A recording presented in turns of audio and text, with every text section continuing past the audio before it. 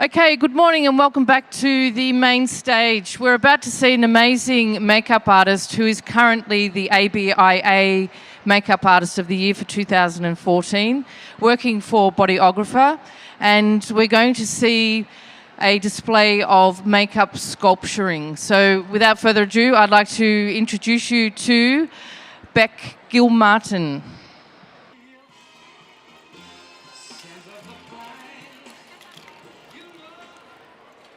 Hi everyone. Thanks for joining us. Oh, hey, how are you going? My name is Becky Gilmartin. I am currently the ABIA's Makeup Artist of the Year, and I'm here for Bodyography to talk about sculpting. And the reason why, or you might know it as contouring, and the reason why we chose this topic is because how many makeup artists are out in the crowd at the moment? Few? Yeah. So how crazy are you going with all the Instagram pictures of all the white, black, I call it the Instagram contouring going on, and I'm finding that what's happening with social media at the moment is we're losing a lot of common sense. And I also get a lot of clients. I work mainly in fashion and advertising and music video and editorial. But when I work with just a normal once-off client like a wedding or a special event, I see that they've got a lot of anxiety around contouring because they see it come up on the Instagram feed and they think, I need to be a doctor to be able to do this. I don't know what I'm doing. So Rob and I talked about what would be great, and Bodyography have just come out with these most beautiful silk full coverage foundations. So I'm going to use a bunch of stuff. Now, just so you know, I've got a little bit of a caffeine shake. My flight came in late, so if you see me shaking, it's too much caffeine. So anyway, I've got Cassie here, and we've already done a little bit of makeup backstage. We've had like 10 minutes to do each face.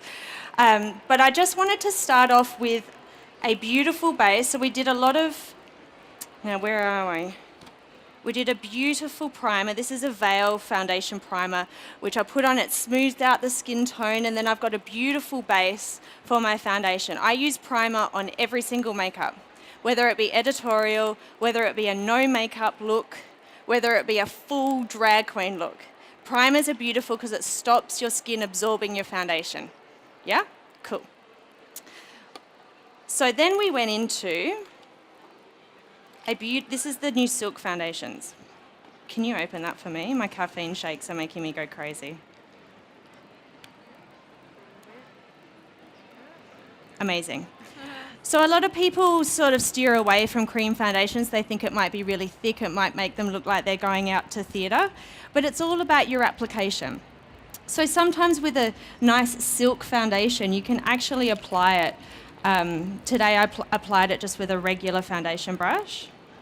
And I'm just going to use my hand. Wow, I'm really shaky. It's hilarious. And all a foundation is designed to do is even out your skin tone. That's it. You're not there to create a whole new face. And we've just popped it all over Cassie's. I'm just touching up because we literally have had like 10 minutes backstage. And just spin this way. Now, one thing about today, we've only got 20 minutes to do 2 models for you guys, but please feel free to ask questions. And if you're a little bit stage shy, we're going to be over with Bodyography straight after here. So come over, ask as many questions as you want, pick my brain. It's going to be amazing. So if you can see, I'm not sure if the cameras are going to pick this up, but I'm going to get Cassie to spin this way. Is that okay? I'm not like snapping your head off? Okay. So contouring it's not meant to look like makeup. Does that make sense? All contouring is meant to do is create imaginary shadows that may not already be there. Does that make sense? That's it. So for those who've never done makeup artistry, I want to tell you, there's rules with makeup and then there's rules to be broken, but these rules are not meant to be broken. The first thing is, the size of your brush, the bigger the area. The smaller the brush, the smaller the area. So some people start contouring with giant brushes like this and they wonder why they look like they're really dirty. It's because they're using a really big brush and they're blending it around. So choose your brush wisely. And I'll show you what I used in a minute. And then the next thing is dark pulls back. So that might be a darker foundation or a darker eyeshadow. It pulls everything back. You know, we all like to wear black because it makes us slimmer. Same concept, right? Or light brings out or pulls up. Does that make sense? So if anyone's an artist out there, they're like, oh yeah, I know this. So those rules are not meant to be broken. So if you want to contour a face, if you want to create an illusion of a more shapely face, which is all we're doing, you use a darker foundation. So what I've done to contour Cassie's cheeks is I've actually used a powder. So this is a foundation powder. I'll tell you the exact colour if I can get it out. No, can't get it out. Ask me later. Can you see that it's a foundation colour that if I did this on Cassie's face, she would look like a fake tan, tragic woman. She'd end up on Instagram. This is the worst makeup ever, right? But this is 2 or 3 shades darker than her natural skin tone. So all I did, now I'm using Ray Morris's brush. I love them. Go and get the whole set. And it's pink because it's stained. I stained it with a pigment. The next rule that is hands down can't be broken is the first place you put your brush is where you get the most amount of product. So, you know, if you do a liquid liner and you start it on the inside, then you end up with a complete black eye. You start your liquid liner in the middle and work out, because the first place you put your brush is where you get the most amount of product. Same for contour. So let's spin this way. This cheek has not been touched. And Cassie kind of already looks like Angelique Jolie, right? So you can't really get this wrong. Anyway, so I'm not going to start my contour here because I'm going to get a big amount of product. I'm going to start my contour towards the ear, and I'm actually going to sweep it to the corner of the mouth. We're not going horizontal. If you go horizontal, it kind of looks off. All we're doing is we're working with the natural shape. We're working with the natural shape of the face. So I want to push in this part here. So I'm putting a darker product, starting here, blending it out. I'm holding my brush towards the end of the brush, not here. The further, closer to the bristles that you hold your brush, the harder the application. So I like to feather. Remember, we're being magicians. We're creating a pretend shadow. So I'm pushing that in. Then, that is not all. I want to push in the temple, because what I want to do is I want to create the illusion that it goes in the cheekbone, and then there's these amazing, crazy cheekbones, and then it goes back in again. Does that make sense? Yeah? Okay. So I always do a little bit in the temple. And then sometimes I always check your hairline. And then just face straight ahead. The piece of resistance is putting a little bit of contour in the hairline at the top. And this is where we naturally get sun-kissed by the sun anyway. Some people like to contour their jawline. And if you're someone, and I do work with people who have never done makeup before, and they're just like, I just can't get contour. It's like the hardest thing in the world. And I'm like, here's what I did when I first started learning makeup, because I was hopeless, okay? I picture, like above Cassie's head, or if I'm doing my own face, above my own head, a giant lamp. And all the light is like coming down like rain.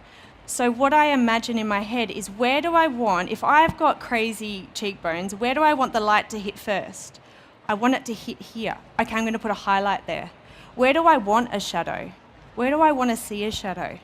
And if you get into the habit of doing that with your clients and with yourself, you can't go wrong, because each individual face is different, right? So we're not going to do the same contour for every different person. So if you can picture where's the light hitting first, here a highlight. Okay, well, what I'm going to do is I'm going to grab, now this is called Sea Pearl Cream, and it's a little bit delicious. I'm going to use my fingers, because I can. And remember, if we're imagining where the light is going to hit, it's going to hit up here, isn't it? So I'm going to put a little highlight. It's not white. How many people have, from the 80s, put white under the eyebrow? And yeah, showing my age. You don't do white. So choose a colour. This is really beautiful because it's got almost a skin colour to it. And what I'm going to do is I'm going to follow that up to the top of the brow bone. Then what I like to do as well is I like to highlight the top of the nose. And if you can see Cassie's lips, I've also highlighted the top of her lip and I've blended it out so you can't see anything. But when you see Cassie up close, there's this little shimmer and it just gives the illusion of like even a more voluptuous lip. And then I also, especially when I work in editorial, I always like to highlight through here, which is great. But just analyse your face individually. Always leave a bit of skin in between the highlight and the low light. And always step back and have a look in the mirror. And if you feel like you need some more, go back in and just add a little bit more. Does that make sense? It's easier to start lighter and then build up. And then we're just slowly contouring the face. What I'm going to do as well for everyone is, because it's impossible for me to tell you every single product I've used, I'm going to do a beauty breakdown and Rob's going to have a copy and then I'm going to put it on my blog as well. You can find that on my website, beccagilmartin.com. And then you can see all the, like we've used a plumping lip gloss and the beautiful eyeliner that's just come out. It's brand new and I'm already obsessed. And I can't find it here, but it's a beautiful eyeliner pen that you don't even have to work hard to get a liner. It's great. Does anyone have any questions about putting a cream foundation on first and then contouring with powders? You're all good? The second foundation I'm going to show you is an oil-free, a really sheer base, and then we're going to contour with creams. All right. Thank you, Cassie. Let's swap over. I'm going to swap my little... This is Lee. Lee and I had 5 minutes. We did all right, huh? Okay. So what I decided to do as well is when I was talking to Bodyography about what we're going to do, I want to dispel some myths. A lot of people think, oh, you can only contour if you've got lots and lots of makeup on. I've contoured people's faces that have no makeup on. You know, I'm doing editorial with a beautiful 15-year-old model who just needs a little bit of contour. I might just grab a little bit of a cream that is a couple of shades darker than her natural skin tone and just very gently contour. And if you're wondering why we contour, it's why not. Makeup is an illusion. Don't get too caught up into the techniques of it. It's if you want to create more texture in your shape of your face, contouring. So on Lee, on one side, do you want to spin this way? We can probably get... Can you guys see on the screen? You can see that it looks like a shadow on her cheekbone. It's cream. And if you spin this way towards me, oh, I know Lee doesn't like her hair behind her ears, but just for today. Can you see it's a little bit flatter? There's nothing wrong with her face. If you're a makeup artist out there, please remember nothing's wrong with anyone. All we're doing is highlighting someone's amazing looks already. So I'm going to get, is that the right one? No. That's fun. I'm going to get this colour, which is a cream. It's a silk foundation. And can you see it's a couple of shades deeper? I'm going to get a couple of dabs. I'm going to test it on myself first. Remember, the first place you put your brush is where you get the most amount of product. Testing it on yourself prevents disasters. And what I'm doing is I'm going from, like I said before, the corner of the ear to the corner of the mouth. I might have wiped too much, and you can see it on the screen already. I'm just patting it. Lee's got like hardly any foundation on. She's got an oil-free, beautiful foundation that's really sheer. Can you guys see that? And can you see how I start thicker and then go thin? It's at a pretend shadow. I'm going to contour for her in her temples. And one of my favorite things to do, before I do any kind of smoky eye, and Lee actually doesn't have any eye products on, except for mascara and a bit of this. So same product, and close your eyes for me. I actually like to contour the eyes first with whatever contouring product that I've used. And I'm just blending it. This is a squirrel brush. Squirrel.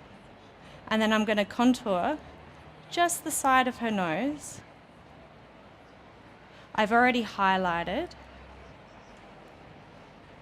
So you can see I'm not doing anything that looks like makeup. Like I can then go and add a cheek product. I can then go and add another highlighting product. But sculpting the face creates definition. And it also, if you leave cheeks completely blank, your cheeks are the largest part of your face. So it creates a lot of texture. Here's a bit of highlighter through here. This is the same cream. I would never normally double dip. But today we're all friends, aren't we? Contouring the middle of the nose. The reason why I'd put a highlight through here is to bring the arch up, and then I've contoured the side to create a little bit more of an illusion that there's a contour. And that's it. Does that answer? So has anyone had like contouring questions and you still have more questions about contouring? Because if you do, please come and see us at Bodyography. I'd really love to show you different products. But the reason why we're here is just to explain you don't have to go crazy. You don't have to paint your face with white and brown and then magically blend it to look like there's no makeup there. Because it works for some people, but if you're someone who likes to wear minimal makeup, it's definitely possible to contour your face and create amazing cheekbones without going over the top with makeup. And it's just all personal taste, and it's all just starting small and building it up until you get to a place where you're happy and you look like a human being with cheekbones and a nice slender nose, and contouring the eyes. And I could go ahead and do with Lee a smoky eye now, and she'd had that beautiful contour on the eyes. So I think my time is done. And thank you all for staying, and please come and see us over at Bodyography. I'll be able to explain it in a whole much more detail. Thank you. Thanks, Lee.